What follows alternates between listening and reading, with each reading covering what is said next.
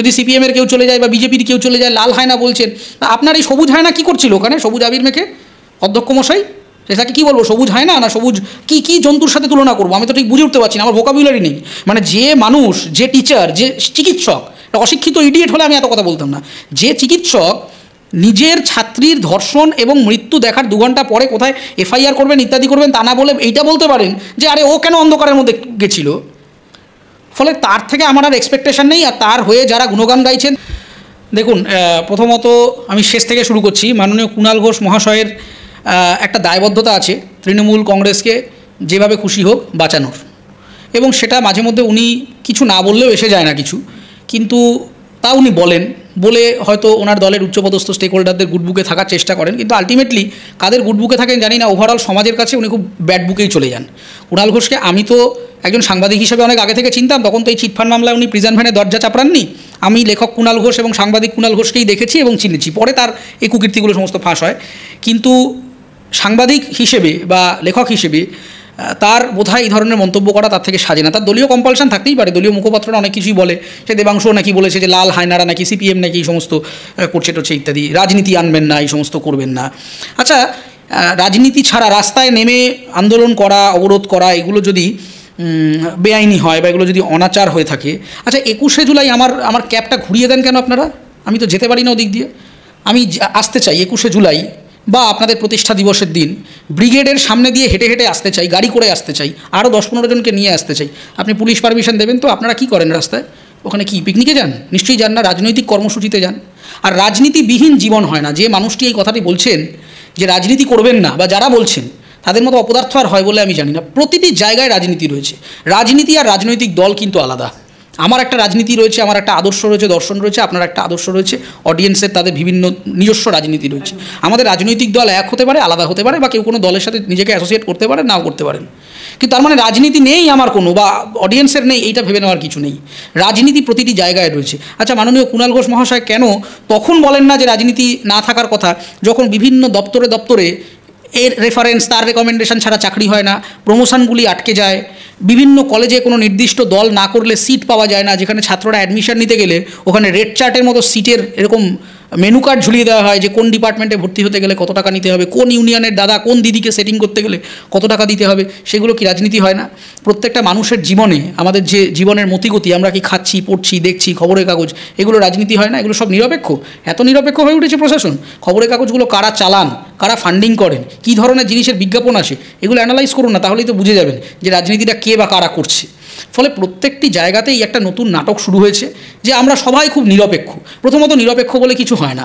আইন ইটসেলফ বলা হয় আইন নিরপেক্ষ নয়।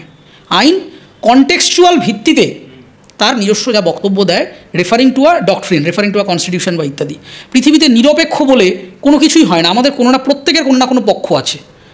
পৃথিবীতে কোনো কিছুই আজ অবধি, মানে এটা কোনো ফিলোসফিতে বলা হয়নি যে আসলে পৃথিবীতে এরকম একটা করাই যায় যে আমার আসলে কোনো দিকেই কোনো রকম বায়াসনেস থাকবে না। আমাদের প্রত্যেকের কিছু না কিছু বায়াসনেস আছে। সেইটা যদি অন্য কোনো পলিটিক্যাল ইডিওলজিতে নাও হয়, আমার নিজস্ব একটা সেলফ বায়াসনেস থাকবে আমার নিজের প্রতি। আমি ধরুন একটা কথা বলছি, কেউ একটা এই কথাটা সমালোচনা করলো, আমি আগে নিজেকে ডিফেন্ড করতে যাব, কিন্তু নিরপেক্ষ হলে তো করার কথা না, আমার তো শোনা উচিত যে কী বলছেন। কিন্তু আমি কিন্তু আগে বলবো না না আমার কথাটা শুনুন, আরে মশাই শুনুন না, কেন বলছি? আমি সেলফ বায়াস। প্রত্যেকটা মানুষের আগে একটা নিজস্ব দর্শন আছে, তারপর সে অন্য কোনো দর্শনে বিশ্বাস করলো কি করলো না সেটা পরের ব্যাপার। তার মানে পৃথিবীর প্রত্যেকটা মানুষের নিজস্ব সেলফ আছে, নিজস্ব সোশ্যালাইজেশন আছে, নিজস্ব রাজনীতি আছে। এবার সেখানে উনি এখন হঠাৎ করে সিপিএমকে ধরে আছেন, আনছেন। আমার তো তাও আমি কুণাল ঘোষ মহাশয়ের কাছে কৃতজ্ঞ যে এখন অবধি উনি বলেননি যে এই রেপটা আসলে সাজানো ঘটনা, মিথ্যে কথা, বা ওই একটা রিপোর্ট রেফার করেন ওনারা, এনসিআরবি রিপোর্টে তো লেখা আছে পশ্চিমবঙ্গ খুব সুরক্ষিত জায়গা ইত্যাদি ইত্যাদি। এনসিআরবি রিপোর্টে এটাও লেখা আছে, আপনি রেফার করবেন রিপোর্টটা, আমি নিজে পড়ে কথাটা আপনাকে বলছি, যে পশ্চিমবঙ্গে কিন্তু অ্যাসিড অ্যাটাকের সংখ্যা ক্রমবর্ধমান। এটা নিয়ে কোনো মিডিয়ায় আলোচনা হয় না। এবং সে যে ডিস্ট্রিক্টে ঘটনাগুলো ঘটে তার মধ্যে অত্যন্ত প্রথমের দিকে আছে ঘাটাল, যেটা নিয়ে আপনার চ্যানেলে মাঝে মধ্যেই আপনারা প্রোগ্রাম করেন সেখানে। এবং অ্যাসিড অ্যাটাক সার্ভাইভার সৌভাগ্যক্রমে এরকম একজন মানুষকে আমি পেয়েছিলাম, যিনি আমার সাথে আমার ইউনিভার্সিটিতে ক্লাসমেটও ছিলেন। তার থেকে তার পুরো জার্নিটা এবং তাদের কমিউনিটির একটা বড় ভালনারেবিলিটি আমার কাছে ওপেন হয়েছে, যেই দুনিয়াটা সম্পর্কে আমি আগে কোনো দিন জানতাম না। আমার খুব সৌভাগ্য যেরকম একজন মানুষ আমার সহপাঠী ছিলেন। এই সংখ্যাটা কিন্তু বাংলায় আছে এবং ক্রমাগত বাড়ছে। বাংলায় ডোমেস্টিক ভায়োলেন্স রয়েছে, বাংলায় এখনও পণ প্রথার জন্যে সমস্যা রয়েছে, বাল্যবিবাহে আমরা এখনও ঊর্ধ্বমুখী। আমার তো লজ্জা হয়, এই যে বলেন ওনারা, এই যে কন্যাশ্রী, রূপশ্রী, লক্ষ্মীর ভাণ্ডার, এই সমস্ত বলেন, ওই যে রাত 4টে থেকে 6টা পর্যন্ত যে একে মারামারি করা হচ্ছিল না ছাত্রীকে, ওই একটা একটা করে আপনাদের ওই সব লোগো, ওই সমস্ত ক্যাম্পেন চুরমার হয়ে পড়ে গেছে সেই দিন রাত্রে। লক্ষ্মীর ভাণ্ডার, এগিয়ে বাংলা, বাংলা নিজের মেয়েকে চায়, কন্যাশ্রী, রূপশ্রী, কী সব ইউনিসেফের পুরস্কার টুরস্কার সব একেবারে মানে তাসের ঘরের মতো হুড়মুড় হুড়মুড় করে ভেঙে পড়েছে ওই রাত 4টে থেকে, যখন এই ছাত্রীকে গলা চিপে হত্যা করা হয়েছে, তাকে বিবস্ত্র করা হয়েছে, তাকে মেরে খুন করে ধর্ষণ করা হয়েছে, হাত পা ভেঙে দেওয়া হয়েছে। তখন কিন্তু মনে রাখবেন একটা একটা করে লোগো ওই খসে পড়ে না, সিনেমায় দেখি আমরা ভূমিকম্পের পরে খসে পড়ছে সব, ওই রকম একটা হলিউড সিনেমার মতো আপনাদের সমস্ত লোগোগুলো একেবারে হুড়মুড় করে সমস্ত খসে পড়ে গেছে। তারপরে আর কথা বলবেন না, চুপ করে থাকুন। আপনাকে আন্দোলন সমর্থন করতে হবে কেউ বলছে না, পৃথিবীর প্রত্যেকটা মানুষের মানে এই ভারতবর্ষের ভূখণ্ডের মধ্যে স্বাধীনভাবে মুভ করবার এবং মানে লফুলি প্রোটেস্ট করবার আছে অধিকার দেওয়া রয়েছে, আপনি এটা বলবেন না। আর রাস্তায় আন্দোলন করা অন্যায়, তাহলে আপনারা করেন কেন? আমি অসুবিধায় পড়ি একজন সিভিল সোসাইটির মানুষ হিসাবে। আমি বলছি আপনার শহীদ দিবসের প্রোগ্রামের জন্যে, আপনার ওই প্রতিষ্ঠা দিবসের জন্য রাস্তাঘাট যে বন্ধ করেন, এই অধিকারটা কে দিয়েছে? সাধারণ মানুষের অসুবিধা হয়তো, সবাই তৃণমূল সমর্থক, এই কথা তো কেউ বলছে না। যে লোকটা অফিসে যার হয়তো সকাল 7টায় বেরোনোর কথা, তাকে হয়তো সকাল 5টায় বেরোতে হয়, কারণ ওখানটায় রাস্তাটা বন্ধ থাকে। সাফার হয় তো মানুষ, একটা মানুষ হলেও তো সাফার হয়। রাস্তায় তো নামেন, নিশ্চয়ই নামেন, আপনার রাজনীতি আছে বলে। তাহলে আপনার রাজনীতির জন্য যেমন আপনি রাস্তায় নামেন, তাহলে মেয়েদের রাজনীতির জন্য মেয়েরা রাস্তায় নামবে। এবং অন্য কোনো রাজনৈতিক দল যদি সেখানে তার পতাকা নিয়ে যায়, তাহলে অ্যাবসলিউটলি যেতে পারে। আপনি শিক্ষা প্রতিষ্ঠানে পতাকা নিয়ে কী করেন? এই প্রিন্সিপাল মশাই সবুজ আবির মেখে মুখে কী করছিলেন? মেকআপ করে কোনো গোয়াজুলাই কম্পিটিশনে পার্টিসিপেট করছিলেন? তৃণমূলের বিভিন্ন নেতা টেতাদের সাথে বসে ওনার একটা ছবি মিডিয়াতে পাওয়া যাচ্ছে, উনি সবুজ আবির মেখে দাঁড়িয়ে আছেন। কী হচ্ছিল ওখানে? যেমন খুশি সাজো প্রতিযোগিতায় অংশ নিয়েছিলেন? কী করছিলেন? বিভিন্ন মন্ত্রীটন্ত্রীদের সাথে যে ছবি পাওয়া যাচ্ছে, কী করেন সেখানে বসে? এমনি আড্ডা মারতেই যান ওই দলের লোকেদের সাথে? তখন আপনারা কেন বলেননি যে না প্রিন্সিপাল মশাই আপনি এই রাজনৈতিক মঞ্চে আসবেন না, এটা রাজনীতির মঞ্চ, ডাক্তারিটা রাজনীতি করার জায়গা নয়, বা টিচারের রাজনীতিতে কোনো জায়গা নেই? এই যে বিভিন্ন ফিল্ম স্টার, চিকিৎসক, খেলোয়াড়, এদেরকে ধরে এনে যে মঞ্চ ভরাট করছেন, তখন এই কথাগুলো বলছেন না তো যে রাজনীতি করবেন না, পথে নামবেন না। আপনার রাজনীতির জন্য আপনি যাকে একটা জিনিসকে এক্সপ্লয়েট করছেন, একটা ইস্যুকে এক্সপ্লয়েট করছেন, মেয়েরা তাহলে তার নিজেদের সুরক্ষার ইস্যুর জন্য রাস্তায় নামছে। আমি তো কোনো ভুল দেখতে পাচ্ছি না এখানে। যতক্ষণ পর্যন্ত ছাত্ররা, মেয়েরা লফুলি প্রোটেস্ট করছেন, হ্যাঁ আনলফুল হলে আমি প্রোটেস্ট করবো। যেরকম আমি সম্প্রতি ফেসবুকে লিখেছি যে একটি ছেলে, সে বোধহয় গ্রেফতারও হয়ে গেছে, সে মমতা বন্দ্যোপাধ্যায়কে একটা রেপ থ্রেট দিয়ে একটা কবিতা লিখেছিলেন। আমি মমতা বন্দ্যোপাধ্যায় মুখ্যমন্ত্রীকে ধর্ষণ করতে চাই, এই মর্মে কবিতা লিখেছিলেন। আমি সরাসরি বিরোধিতা করেছি যে মুখ্যমন্ত্রীর প্রতি আমার রাজনৈতিক বিরোধিতা থাকতে পারে, প্রশাসনিক বিরোধিতা থাকতে পারে, কিন্তু একজন মেয়ে হিসেবে মমতা বন্দ্যোপাধ্যায়ের সামাজিক সম্ভ্রমণী করার কোনো অধিকার আমাকে কোনো আইন দেয়নি। কোনো সুস্থ স্বাভাবিক মানসিকতায় এইটা আমরা সাপোর্ট করব না। এবং তার জন্য পুলিশ, নির্বাচন, এই আমাদের মহিলা কমিশন যা ব্যবস্থা নেওয়ার তারা নেবে, আদালত যা ডিসাইড করবে হবে, তার জন্য তার যা সাজা হচ্ছে। কিন্তু আপনি উল্টোটাও সত্যি ইকুয়ালি, যে যারা করছে তাদেরকে আপনি নাটক বলছেন, এই সমস্ত বলছেন, এবার ডেরোগেটারি কথা বলছেন, যদি সিপিএমের কেউ চলে যায় বা বিজেপির কেউ চলে যায় লাল হায়না বলছেন। আপনার এই সবুজ হায়না কী করছিল ওখানে সবুজ আবির মেখে? অধ্যক্ষ মশাই, সেটাকে কী বলবো, সবুজ হায়না না সবুজ কী জন্তুর সাথে তুলনা করবো? আমি তো ঠিক বুঝে উঠতে পারছি না, আমার ভোকাবুলারি নেই। মানে যে মানুষ, যে টিচার, যে চিকিৎসক, অশিক্ষিত ইডিয়েট হলে আমি এত কথা বলতাম না, যে চিকিৎসক নিজের ছাত্রীর ধর্ষণ এবং মৃত্যু দেখার 2 ঘন্টা পরে কোথায় এফআইআর করবেন ইত্যাদি করবেন, তা না বলে এইটা বলতে পারেন যে আরে ও কেন অন্ধকারের মধ্যে গেছিল। ফলে তার থেকে আমার আর এক্সপেকটেশন নেই। আর তার হয়ে যারা গুণগান গাইছেন, তাকে যারা সাসপেন্ড করতে পারছেন না, তাকে যারা ডিফেন্ড করতে গেছেন, আমি তাদের সম্পর্কে কোনো কথা বলতে চাই না। এবং আমি এটাই বিশ্বাস করি যে কুণাল ঘোষ মহাশয় অনেক সেন্সিবল লোক, নিজের ওই জেল হাজত থেকে তাকে পালিয়ে বেড়াতে হবে বলে তিনি একটা অন্যায় করে ফেলেছেন। এই অন্যায়ের প্রায়শ্চিত্ত করতে গিয়ে তিনি তৃণমূলের চাটুকারিতা করছেন, এবং করতে গিয়ে নিজের নীতি, নৈতিকতা, শিক্ষাকে বিসর্জন দেবেন না। এটুকুই আমার কুণাল ঘোষের কাছে অনুরোধ থাকবে। আর দ্বিতীয় কথা হচ্ছে, আপনার প্রথম যে প্রশ্নটা ছিল বুদ্ধিজীবী, এই বুদ্ধিজীবী এখন একটা গালাগালিতে পরিণত হয়েছে।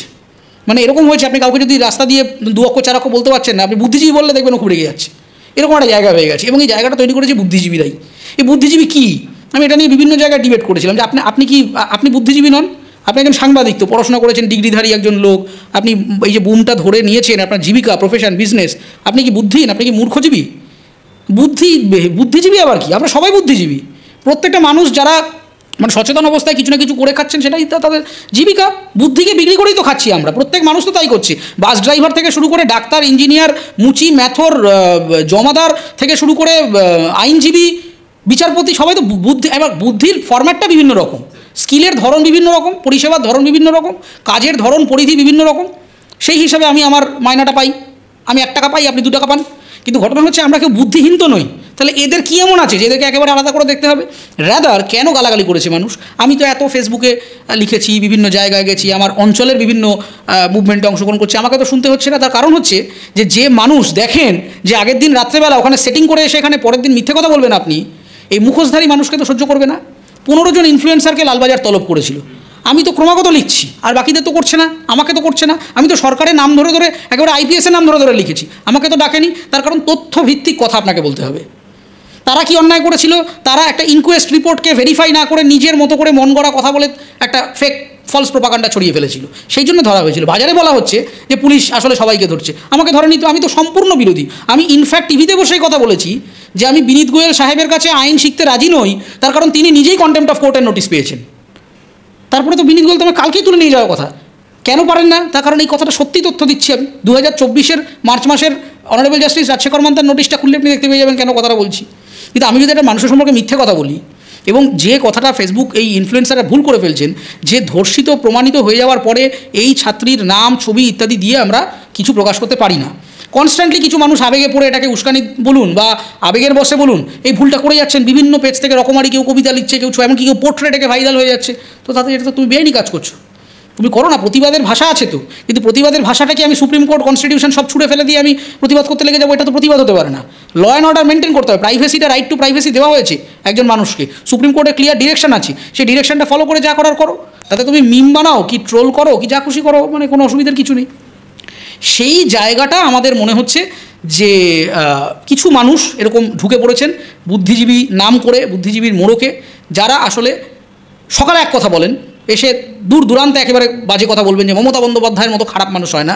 তারপরে সেই মমতা বন্দ্যোপাধ্যায়ের সাথে বসেই এক টেবিলে চা খাবেন, সেই ছবিটা আবার খবরের কাগজে আমরা দেখতে পাবো। তো আপনি এই মানুষটিকে বিশ্বাস করবেন কেন? এই মানুষটিকে বিশ্বাস করবেন কেন? একজন বুদ্ধিজীবী যাদেরকে বলছেন তার মধ্যে একজন নাকি লিখেছে যে কোনো রাজনৈতিক ইন্টেনশন হলে আমি এই মিছিলে যাব না, একজন বুদ্ধিজীবী বলেছেন। আরে তুমি সিঙ্গুরে কী করতে গেছিলে বাবা? নন্দীগ্রামে ওখানে কী হচ্ছিল? গোয়াজিউলাই করছিল? কী করতে গেছিলে? রাজনীতি হচ্ছিল না ওইখানে? তাহলে এইখানে মেয়েদের সুরক্ষা নিয়ে যদি কেউ রাজনীতি করে সেইটা রাজনীতি, কিন্তু সিঙ্গুর নন্দীগ্রাম বন্ধ হয়ে গেলে সেটা রাজনীতি নয়, হাতরাস নিয়ে পথে নামলে সেটা রাজনীতি নয়, সিএ নিয়ে পথে নামলে সেটা রাজনীতি নয়। তুমি তখন নেমেছো কেন?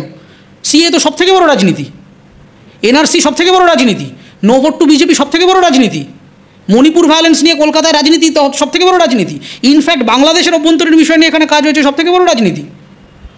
আপনি কোথায় ছিলেন তখন? বড় একেবারে এসছেন নিরপেক্ষ ভগবান, এই মানুষটিকে আপনি বিশ্বাস করবেন কেন? কারণ এই মানুষগুলিকে আপনারা দেখেছেন দিনের পর দিন মানুষকে ভুল বোঝাচ্ছে, ভুল মেসেজ তৈরি করছে, ক্যামেরার সামনে সেটা মিথ্যে বাতাবরণ তৈরি করছে, যেন একটা বিরাট ভেবে ফাটিয়ে ফেলছে একেবারে, কিন্তু কিচ্ছু ভাবছে না। বাস্তব জীবনে এদের কোনো কন্ট্রিবিউশন নেই। কন্ট্রিবিউশন মানে সবসময় যে আমাকে মাঠে নেমে হাত পা ভাঙতে হবে তা নয়। কিন্তু একটা চিঠি দিন, একটা চিঠি দিন না, আপনি আন্দোলনে অংশ নিতে হবে না। আমি নিজে কলকাতা হাইকোর্টে চিঠি দিয়েছিলাম, সেই মেল আমি ফেসবুকে প্রকাশ করেছি।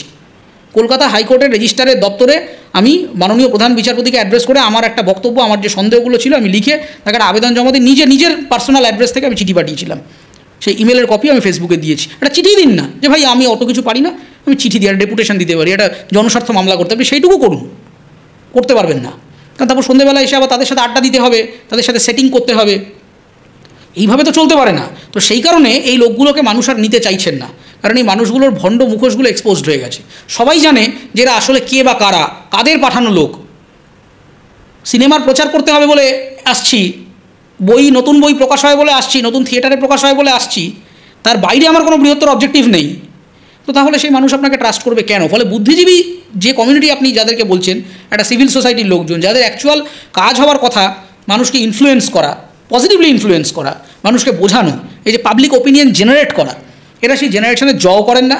উল্টে মাঝে মধ্যে কিছু তাত্ত্বিক কথা বলে দেখবেন, কিছু হলে এটা গরুর রচনা লিখে দেবে। এরকম বহু কবি লেখক আছেন মার্কেটে, পরিষ্কার কথাটা বলতে পারে না যে আমি ধর্ষণের শাস্তি চাই, ধর্ষণের ধোয়া দিয়ে একেবারে ধামাখালি থেকে কবিতা লেখা শুরু করবে।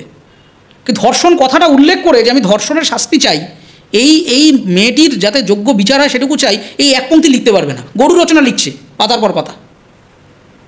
তো গরুর রচনা মানুষ শুনবে কেন? শুনবে না। সেজন্যই স্লোগান শুনেছেন, কালো পতাকা দেখছেন, মানুষজন তেড়ে যাচ্ছেন রাগে, ঘৃণায়। আপনি আসবেন না, আপনার যদি মনে হয় যে আপনি একটা দলকে সমর্থন করেন, কোন বাড়িতে বসে থাকুন, অসুবিধা নেই। তৃণমূলের সমস্ত সমর্থকরা তো আন্দোলনে যাচ্ছেন না, যারা তার মধ্যে থেকেও মনে করছেন যে যাওয়া উচিত, এই যে কুণাল ঘোষ সাহেব যাচ্ছেন না, নিশ্চয়ই যাচ্ছেন না, তিনি তো অপোজ করছেন, আমি ধরে নিচ্ছি তিনি যাচ্ছেন না, তো মানুষ তো তাই কিছু বলছে না, যে যা ভাবার আমরা মনে মনে গালাগাল করছি, ব্যাস ঠিক আছে। কিন্তু আমি যদি দেখতাম কুণাল ঘোষ সাহেব আন্দোলনে আসছেন, আবার রাত্রেবেলা ওখানে গিয়ে মমতা বন্দ্যোপাধ্যায়ের সাথে সেটিং করছেন, তাহলে আমি তো ওকে তো কেন বিশ্বাস করবো, ঢুকতেই দেবো না ওকে আন্দোলনে। তো সেই জায়গা থেকে এই বুদ্ধিজীবী বলে যে লোকগুলো তৈরি হয়েছে, এরা হচ্ছে সুবিধাজীবী, এদের না আছে নিজস্ব কোনো রাজনৈতিক আদর্শ। আপনি জিজ্ঞাসা করুন যে আপনি কী আদর্শে বিশ্বাস করেন, কোনো ডেডিকেটেড আদর্শ বলতে পারবে না, এমন কিছু আপনাকে মানে শব্দের জার্গন বলবে যে আপনাকে অক্সফোর্ড বা স্যামসাং ডিকশনারি খুলে বসতে হবে যে কী বললেন উনি, এবং কঠিন ভাষা বললেন, মানে উনি খুব ভালো কথা বললেন, আসলে বললেন না, উনি আপনাকে ঘেটে দিলেন, মিসলিড করলেন, উল্টো দিকে পরিচালনা করলেন, এটা করে উনি নিজে খুব মহান হলেন, কিন্তু আসলে এদের নিজস্ব কোনো আদর্শ নেই। আজকে এই বুদ্ধিজীবীদেরকে একসময় আপনি বামফ্রন্টের সাথে বিরাট একেবারে গণ অভ্যুত্থানে দেখেছেন, গণসঙ্গীত গাইতে দেখেছেন, তারাই আবার আজকে এসে বামফ্রন্টের মতো থার্ড ক্লাস পার্টি হয় না বলে একেবারে মমতা বন্দ্যোপাধ্যায় এসে চলে গেছেন। আবার মমতা বন্দ্যোপাধ্যায় চলে গিয়ে যদি কোনোদিন বিজেপি আসে, দেখবেন এরাই আবার নরেন্দ্র মোদী বা শুভেন্দু অধিকারীর পাশে গিয়ে হাঁটছেন। তার কারণ হচ্ছে এদের নিজস্ব কোনো আদর্শ নেই। যদি আদর্শ থাকতো তাহলে এটা কনস্ট্যান্টলি নিজের জায়গা থেকে চেঞ্জ করতেন না। এদের একটাই আদর্শ হচ্ছে যে আপনি বাঁচলে বাপের না। আরে বাবা, তাহলে সেটা বলো না রে ভাই, মুখের ওপরে বলে দাও, এসো না, তুমি বাড়িতে বসে থাকো, গরুর রচনা লেখো, আমরা পড়বো, মজা পাবো, এন্টারটেন হবো। কিন্তু তুমি ক্রাইম সিনে এসে ওই গ্লিসারিন দেওয়া চোখের জল অভিনয় আমাদের দরকার নেই। যারা অ্যাকচুয়ালি কাঁদছে তাদেরকে কাঁদতে দিন, ওই ফলস চোখের জল দিয়ে ওদের কান্নাটাকে ম্লান করে দেবেন না, সেটুকুই আমার অনুরোধ। যদি করতে পারেন কাজের কাজ করুন। আবারও বলছি, অনেকেই আছেন মাঠে নেমে করতে পারেন না, অনেকের সেই কারেজ হয় না, সেই সামর্থ্য হয় না, নিজের পকেটে চিঠি লিখুন, একটা ডেপুটেশন জমা দিন, একটা পিআইএল করুন, কিছু একটা করুন, যার একটা সলিউশন থাকবে। ভোকাবুলারি আওড়ানোর দরকার নেই সোশ্যাল মিডিয়াতে এসে। এটা বাংলা বা ইংরেজির কোনো অ্যাডভান্স লেভেল লিটারেচার ক্লাস হচ্ছে না, আপনার থেকে ভোকাবুলারি শিখবো না, সেটা শেখার সময় এটা নয়। এটা যেটা শেখার সময় যে বাংলার মেয়েরা কীভাবে সুরক্ষিত থাকবে, আগামীতে কীভাবে তারা তাদের নিজেদের জায়গাটা অর্জন করবে, রাত 1টা হয়ে গেলে বা রাত 2টোর সময় বাড়ি ফিরতে গেলে তার অভিভাবককে যাতে বুক ধরফর করে না বসে থাকতে হয় যে আদৌ মেয়ের মুখ আমরা দেখতে পাবো তো, নাকি সাদা চাদরে ঢেকে আসবে এই সন্তানের মতো, এই চিত্রটা যাতে আর না হয়। এবং এই রাজনৈতিক র্যাকেটগুলো যে কতখানি একটা ব্যর্থ প্রশাসনিক ব্যবস্থা, এটা যদি রাস্তাঘাটে হতো আপনি বলতে পারতেন যে খোলা রাস্তায় করেছি। সরকারি ক্যাম্পাসে, সরকারি চৌহদ্দির মধ্যে নাকি সরকারি কর্মচারী ধর্ষণ হয়ে যাচ্ছে, খুন হয়ে যাচ্ছে, সিসিটিভি আছে, চলে না। রিনোভেট করছেন, ক্রাইম সিন রিনোভেট করার জন্য খুব উঠে পড়ে লেগেছেন, অ্যাডজাকেন্ট জায়গাগুলো বিশাল কাজ নাকি হচ্ছে, আবার থামিয়ে দিচ্ছে, করছে। আপনাদের এইটা মনে হয়নি যে এখানে এত মহিলা ডাক্তার আছে, এত বয়স্ক মানুষ আছে, পেশেন্ট আছে, এত পেশেন্টদের প্রাইভেসি আছে, আমি এখানে একটা সিসিটিভি লাগাই, বা সিসিটিভিটা কেন ম্যাল ফাংশন করছে সেটা দেখি। প্রত্যেকটা ওয়ার্ক প্লেসে তো সিসিটিভি অলমোস্ট এখন ম্যান্ডেটারি হয়ে গেছে। আপনি সেইটা রেনোভেট করতে পারেন না সারা বছর, ঘাপলাগুলো ধরা পড়ে যাবে বলে। ক্রাইম সিনটা রেনোভেট করবার জন্য একেবারে আপনাদের বিরাট ব্যস্ততা হয়ে গেছিলো 2 দিন আগে। এর থেকেই বোঝা যায় যে যতই এদের মুখপাত্ররা বলুক যে রাজনীতি করবেন না, কে লাল কে গেরুয়া, আমার পরিষ্কার ব্যাপার, আমি কোনো রাজনৈতিক দলের অংশ নই, কিন্তু আমি রাজনীতির অংশ। আমি অবশ্যই চাইব যে রাজনীতি নিয়ে মানুষ মাঠে নামুন, দর্শন নিয়ে মাঠে নামুন, এবং একটা এজেন্ডা নিয়ে মাঠে নামুন, যাতে আগামী দিনে কোনো মেয়ের ওই সাদা চাদর পরিহিত বডি যাতে কোনো মাকে, বাবাকে, ভাইকে, বোনকে, দাদাকে, স্বামীকে দেখতে না হয়, সেইটার জন্যে আমাদের এই বিভিন্ন রকম কর্মসূচি।